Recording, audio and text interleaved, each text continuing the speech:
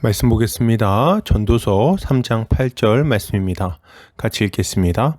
사랑할 때가 있고 미워할 때가 있으며 전쟁할 때가 있고 평화할 때가 있느니라. 아멘. 전도서 3장 8절 하반절 말씀, 전쟁할 때와 평화할 때라는 제목으로 말씀 보도록 하겠습니다. 신자는 치열한 영적 전쟁 가운데 살아가는 자입니다. 그리고 다른 한편에서는 주님이 가져다 주신 평화를 누리고 또 평화를 전하며 살아가죠. 오늘 본문을 통해서 이에 대해서 함께 살펴보도록 하겠습니다. 오늘 전도자는 전쟁할 때가 있고 평화할 때가 있다고 말합니다. 이것을 타번역본에서는 전쟁할 때가 있고 화평할 때가 있다라고 번역하고 있습니다. 본문은 전쟁할 때와 화평할 때를 대조하면서 무엇이든 적절한 때가 있음을 강조하고 있습니다. 이것은 신자가 이 세대의 여러 풍조와 마귀의 세력 그리고 육신의 정욕들과 치열한 영적 전쟁을 벌여야 한다는 것을 교훈하는 동시에 신자는 하나님과 화평하며 이웃과의 화평을 추구해야 한다는 것을 잘 교훈하는 말씀이라고 할 수 있겠습니다. 오늘 본문은 전쟁할 때가 있고 평화할 때가 있다고 말합니다. 여기서 전쟁할 때는 언제일까요? 전쟁은 나라와 나라 사이에 이해관계가 충돌할 때 벌어지는 것이라고 할 수 있습니다. 일단 어떤 나라를 침공하여 우리의 것으로 삼으려고 할 때 전쟁을 해야 할 것이고, 적들이 우리의 영토에 쳐들어왔을 때도 전쟁을 해야 할 것입니다. 성경에는 전쟁에 대한 이야기가 참 많이 나옵니다. 성경에서 가장 처음으로 등장하는 전쟁 이야기는 창세기 14장에 나오는 세계전쟁 이야기입니다. 당대의 강대국들이 서로의 이해관계에 따라서 전쟁을 벌이게 되는데 아브라함의 조카 롯이 포로로 끌려가는 바람에 아브라함까지 이 전쟁에 참전하게 됩니다. 이 경우에 전쟁할 때는 빼앗긴 것을 다시 되찾아오기 위한 때라고 볼 수 있을 것입니다. 다음으로 주목할 만한 전쟁 이야기는 이스라엘과 가나안 민족과의 전쟁이라고 할 수 있을 겁니다. 이때 전쟁은 약속의 땅을 얻기 위해 그 땅에 거주하고 있는 자들을 침공하는 것이었습니다.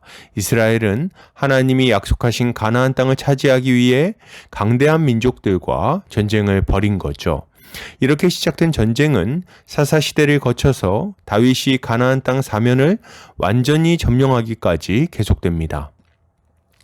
이후에 나오는 전쟁은 모두 방어전쟁이라고 할 수 있습니다. 여러 이방 나라들이 이스라엘을 침공했고 이스라엘은 그것을 막아내기 위해서 전쟁을 수행해야 했습니다. 이상의 내용을 볼 때 전쟁을 할 때는 첫째, 무엇인가를 빼앗으려고 할 때이고 둘째, 가지고 있는 것을 빼앗기지 않으려고 할 때라고 할 수 있는 것입니다. 그러나 이것은 내가 원하는 것을 얻기 위해 다른 사람의 것을 마구 빼앗아도 된다는 말을 하는 것은 아닐 것입니다. 주님은 살인하지 말라는 계명을 주셨고 우리는 그 계명을 따라 이웃의 생명을 지키고 보존해야 할 의무가 있기 때문입니다. 그러면 우리는 무엇을 위해서 전쟁을 해야 하는 것입니까? 우리는 하나님의 약속과 명령을 따라 전쟁을 해야 합니다. 주님이 우리에게 약속하신 안식을 얻기 위해서 전쟁을 해야 하는 거죠. 이때 중요한 것은 이 전쟁의 대상이 누구인가 하는 점입니다. 사도 바울은 우리의 싸움이 혈과 육에 대한 것이 아니라고 분명하게 선포합니다. 우리의 씨름은 혈과 육을 상대하는 것이 아니요 통치자들과 권세들과 이 어둠의 세상 주관자들과 하늘에 있는 악의 영들을 상대함이라. 우리는 눈에 보이는 사람이나 어떤 단체들 혹은 국가들과 싸우는 것이 아니라 하늘에 있는 악의 영들, 즉 사탄과 전쟁을 해야 하는 것입니다. 이때 우리가 기억할 것은 이 전쟁의 승패가 우리에게 달려있지 않다는 점입니다. 우리가 잘 싸워서 이기면 구원과 안식을 얻고 패배하면 지옥에 가고 괴롭고 고통스러운 삶이 기다린다는 말이 아니라는 겁니다. 전쟁은 온전히 하나님께 달려 있습니다. 하나님께서 이기게 하시면 이기는 것이고 하나님께서 패하게 하시면 지는 거죠. 중요한 것은 뭡니까? 주님의 명령에 따라 하나님의 편에 서서 전쟁을 수행하는 것입니다. 우리의 왕이신 하나님의 뒤를 따라 믿음의 싸움을 싸우는 것 자체가 중요하다고 할 수 있는 거죠. 우리 마음대로 전쟁을 멈추거나 타협해서는 안 되겠습니다. 왜요? 전쟁을 주관하시는 분이 주님이시기 때문이에요. 우리는 왕이 아닙니다. 전쟁의 주관자가 아니에요. 싸우고 멈추고를 마음대로 결정하는 것은 월권이자 반역행위가 될 수 있는 것입니다. 주님은 사울에게 아말렉을 진멸하라고 명령하셨습니다. 그러나 사울은 아말렉 왕 아각을 살려두었고 그로 인해 하나님께 책망받고 버림을 받았죠. 우리는 이것을 보면서 경고를 받아야 하는 것입니다. 자, 그러면 화평할 때는 언제일까요? 화평을 이야기할 때는 화평의 대상이 누구이냐가 중요할 것입니다. 우리가 화평해야 될 대상은 마귀가 아닙니다. 마귀와의 전쟁이 끝나는 날 주님은 그들을 영원한 불목 가운데 던져버리실 거예요. 그러면 누구와 화평해야 합니까? 우리는 먼저 하나님과 화평해야 하고 우리의 이웃과 화평해야 하겠습니다.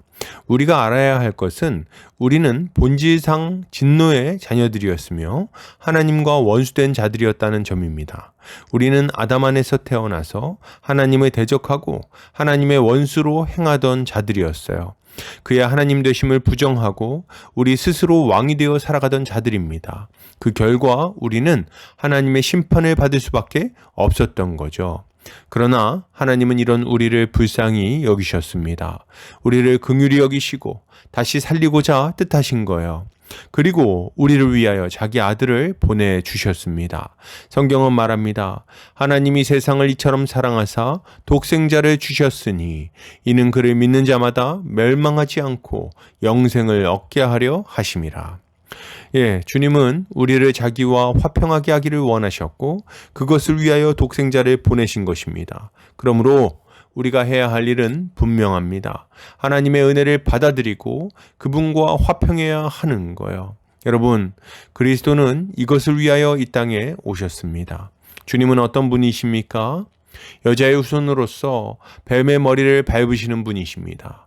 마귀의 권세를 무너뜨리고 우리에게 승리를 가져다 주시는 분이신 거죠. 세상을 이기신 주님은 우리를 이기게 하십니다.